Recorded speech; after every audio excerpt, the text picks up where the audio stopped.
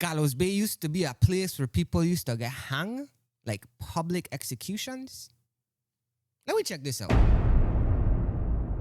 All right, so in 1700s, well, I can't say 17, mid 1740s, because that's when the Danish bought St. Croix from the French in 1733. Around the mid 1740s, Fort Christiansted was established. And downtown Christiansted, they established what we call, well, they used to call it the Gallows. We now know it as Gallows Bay. What's so crazy about it? The public executions. And this wasn't only for slaves, though. Like some might think, oh, they're hanging slaves. No. White servants that ran away and were like remained free for an extended period of time, that was considered our capital punishment. Murder, treason, and grand marronage. So yeah,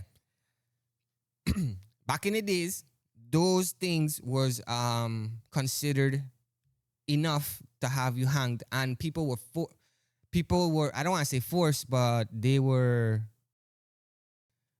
to go to see these public executions.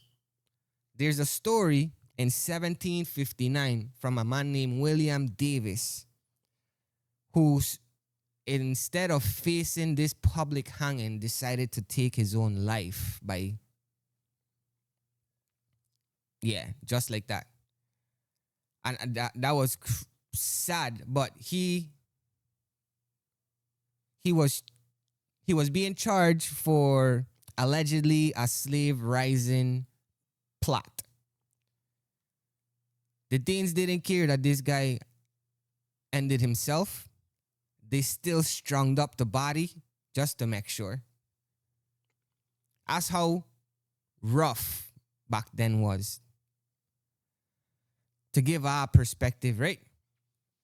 So if you ever wondered the name Gallows, the Gallows Bay, where that originated from the 1740s, people used to call it that. It wasn't until like the I want to say around the 1800s that it was officially put on a map, and it was called something in Danish. But yeah, if you ever wondered about that, there's where public executions used to be held on St. Croix. Oh, let me not forget, public executions were held in St. Croix for over 100 years. It wasn't until 1848, of course, the same year for the emancipation, where General Butthole did his thing, along with a bunch of brave people, wasn't only him, that they stopped or eliminated public hanging.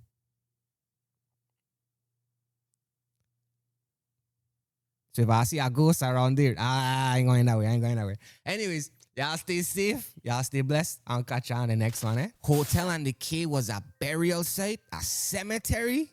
No wonder some people will see ghosts around. The big castle in East End, is not owned by kings and queens. The New York Yankees and the Boston Red Sox played in St. Croix and St. Thomas.